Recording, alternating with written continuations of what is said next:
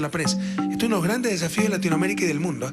Luchar contra esa prensa corrupta, porque yo creo que una buena prensa es fundamental para una democracia, pero una mala prensa es mortal para esa misma democracia. El proyecto original de la Ley de Comunicación, mejor conocida como Ley Mordaza, fue discutido y aprobado con múltiples observaciones. Los legisladores de oposición denunciaron que la comisión correspondiente manipuló e introdujo paulatinamente cambios y nuevos artículos, algunos de forma abrupta. Además, esta nueva legislación de medios instauraba un consejo de regulación que delimitaba la transmisión de contenidos violentos, sexuales y discriminatorios, respetando a los lectores, oyentes y televidentes que buscaban en sus programaciones contenido de calidad.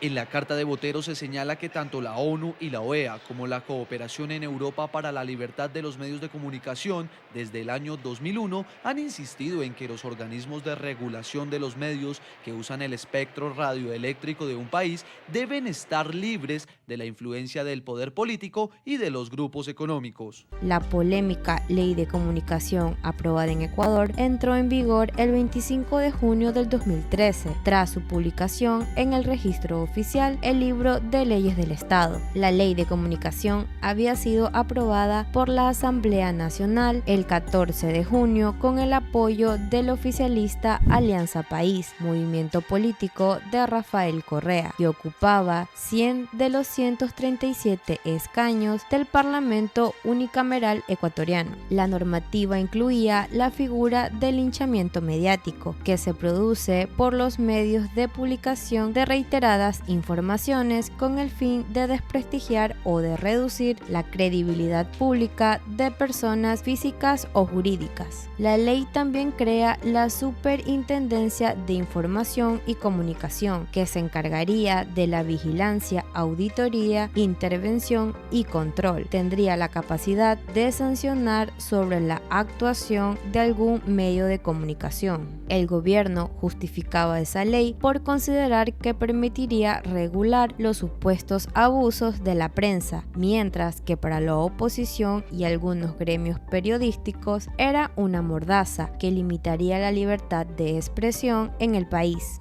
Estas disposiciones eran música para los oídos de quienes querían esconder prácticas corruptas, conflictos de interés y abusos de poder. Este es el motivo por el cual muchos casos de corrupción y asesinatos en el mandato de Rafael Correa no salieron a la luz y no fueron cubiertos en su totalidad por la prensa, y es el resultado del por qué en la actualidad se habla con mayor libertad de temas de esa época. Para tener una mayor noción de los extremos a lo que llegó su gobierno, aquí veremos algunos ejemplos tragicómicos que demuestran notables niveles de autoritarismo. Si ven la prensa corrupta, para que se pongan bravísimos los de la CIF de nuevo, trompudos, y para que tengan un motivo para atacarnos en estas elecciones, miren lo que va a hacer.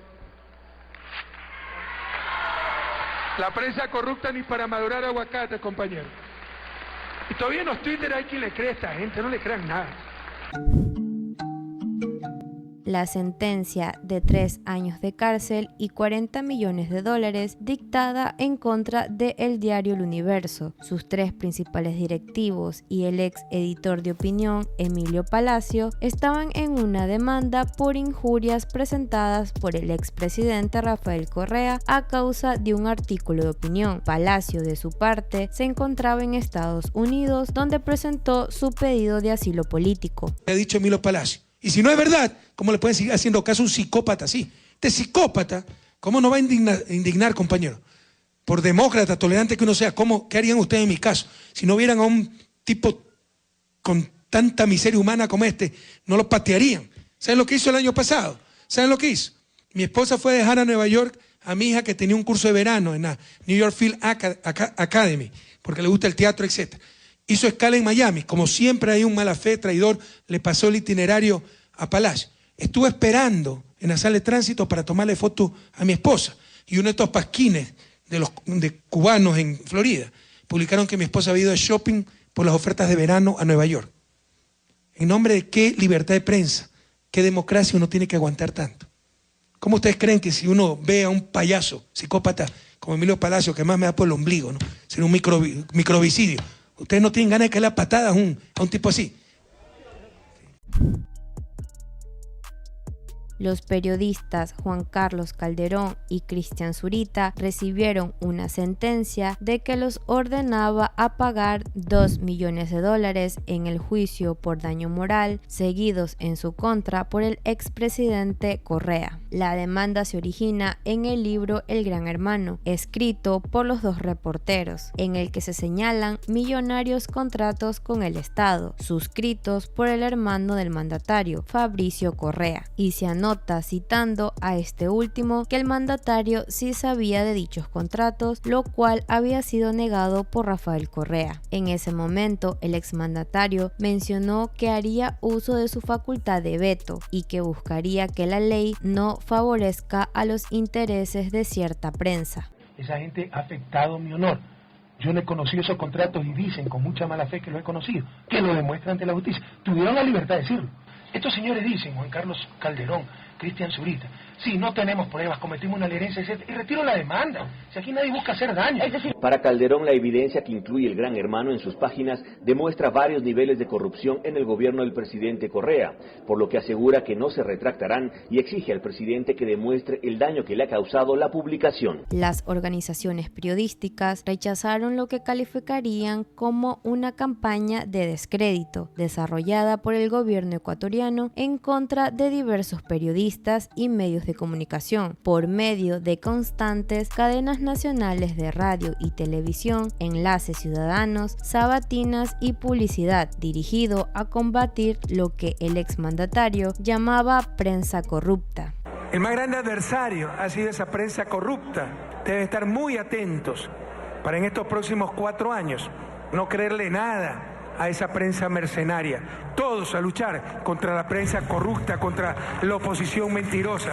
Ya nos han tratado de engañar demasiadas veces, compañeros. En varias oportunidades, funcionarios del oficialismo señalaron que lo que hace la presidencia era contrarrestar las supuestas mentiras de la prensa, y dichas mentiras eran las noticias que informaban sobre casos de corrupción o irregularidades de su gobierno. Por eso, para la ciudadanía era difícil discernir, ya que encontraban las noticias en prensas digitales creyendo que eran chismes malintencionados en contra del gobierno en curso, haciendo que los ecuatorianos tomen como villanos a la prensa. Por otra parte, la ley prohibía la censura, lo cual sería positivo si no fuera porque castigaba a los medios que no difundían temas que el gobierno consideren de interés público. El órgano encargado de aplicar la ley, la Supercom, la usó para asfixiar a los medios independientes. Los medios ecuatorianos debían estar atentos no solo a lo que dicen, sino también a lo que no dicen. Tenemos como otro ejemplo lo que sucedió en junio del 2014, luego de que Correa criticara en su programa de televisión a los periódicos ecuatorianos por no cubrir adecuadamente su visita a Chile. La Supercom inició una investigación contra 4 periódicos: El Universo, El Comercio, Hoy y La Hora, debido a que en la cobertura del viaje de Correa no habían mencionado el doctorado honoris causa que le había otorgado una universidad chilena. Además, protestar contra la censura acarreaba riesgos. Cuando la Asociación Ecuatoriana de Editores de Periódicos difundió un anuncio pago en el que el diario Expreso, en el cual protestaban por el efecto amedrantador de la ley de comunicación, la Supercom abrió una investigación de oficio en septiembre del 2015 y resolvió que el anuncio no era suficientemente preciso y obligó al periódico a publicar una rectificación pagándolo de su propio bolsillo. La Supercom multó en reiteradas oportunidades a medios que se habían negado a publicar rectificaciones, empleando los términos exactos exigidos por la Secretaría de Comunicación. No obstante, la Supercom no había aplicado sanciones a medios oficialistas en casos similares. Por ejemplo, cuando Correa, en un canal público que el gobierno manejaba como propio, calificó de fascista al presidente de la Cámara de Comercio de Quito y luego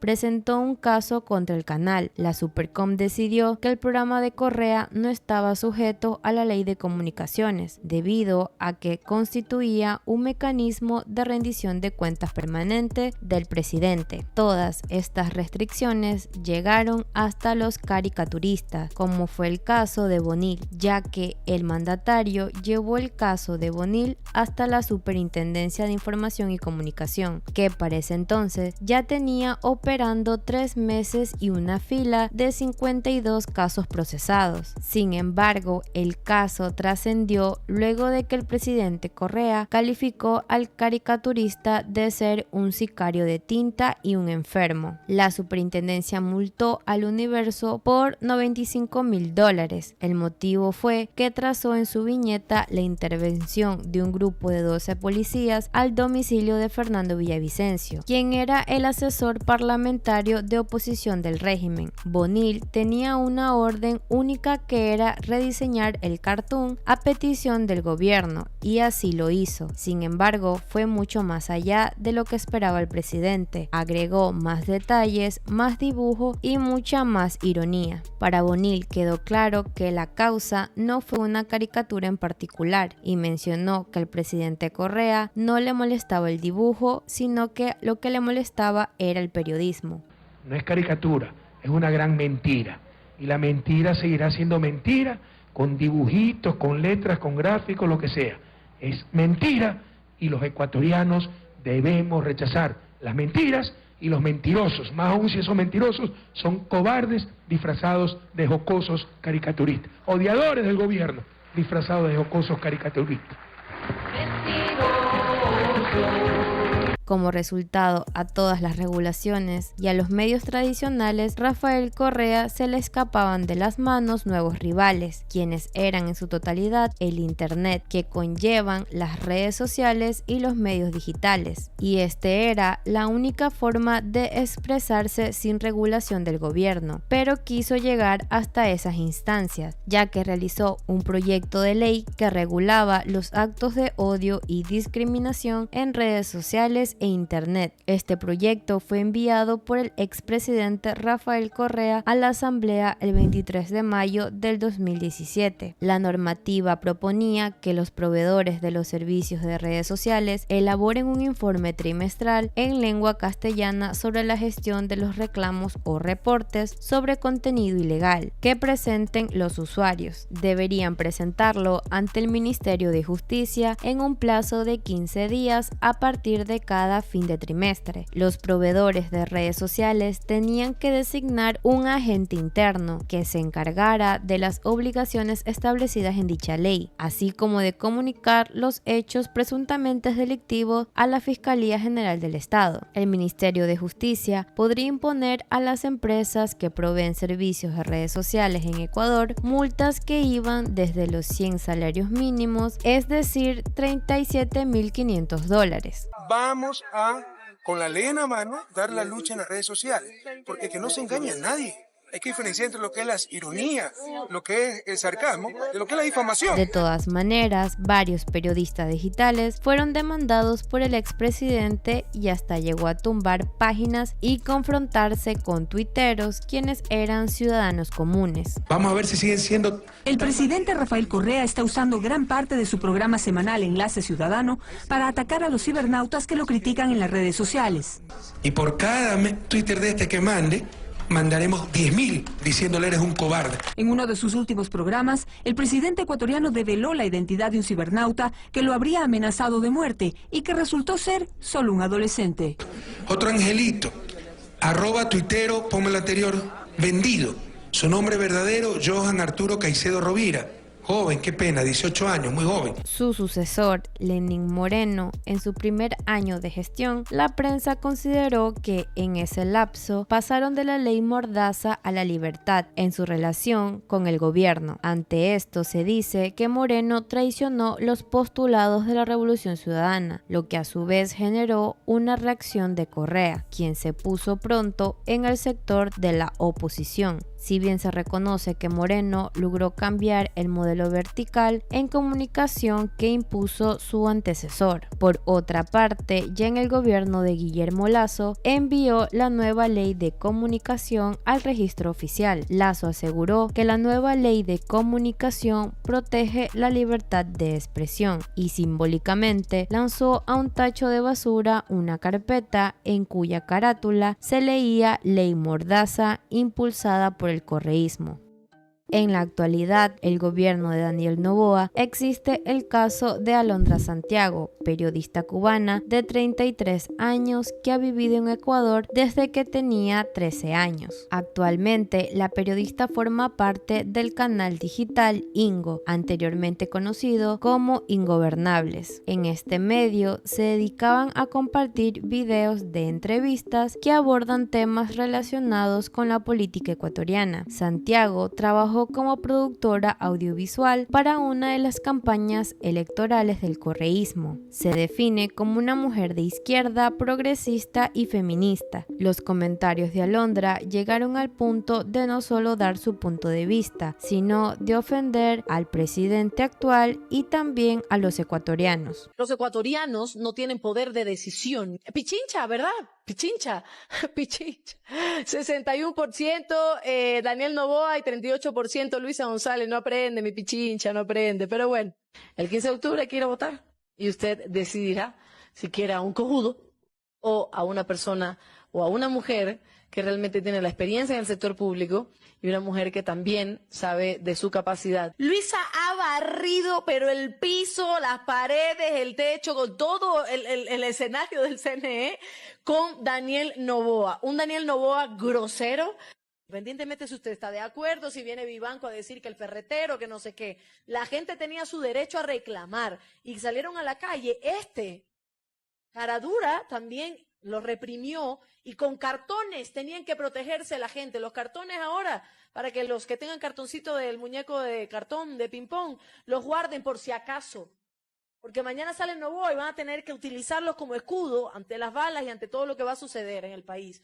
Yo creo que la gente odiadora que desde ayer, y eso es un pequeño mensaje, desde ayer me está enviando mensajes de odio, están amenazando a mi mamá, me están amenazando a mí, son personas que han votado por Daniel Noboa. La gota que derramó el vaso fue cuando decidió modificar la letra del himno nacional para realizar una sátira contra el gobierno actual. Como resultado, Noboa revocó la visa de residencia a la periodista cubana Alondra Santiago. Según informes del Ministerio del Interior, la ciudadana extranjera había cometido actos que atentaban contra la seguridad pública y estructura del Estado. El gobierno de Daniel Noboa ha sido objeto de comparaciones con el exmandatario Rafael Correa, especialmente en lo que respecta a la prepotencia y la actitud hacia las personas críticas a su gestión. Dicha comparación es con lo que sucedió en el año 2015 con Manuela Pic, quien fue obligada a abandonar el país después de haber sido brutalmente golpeada. Su visa de intercambio cultural fue revocada y los correístas aplaudieron esta acción injusta. Es relevante destacar que quienes aplaudieron ayer ahora rechazan una misma injusticia.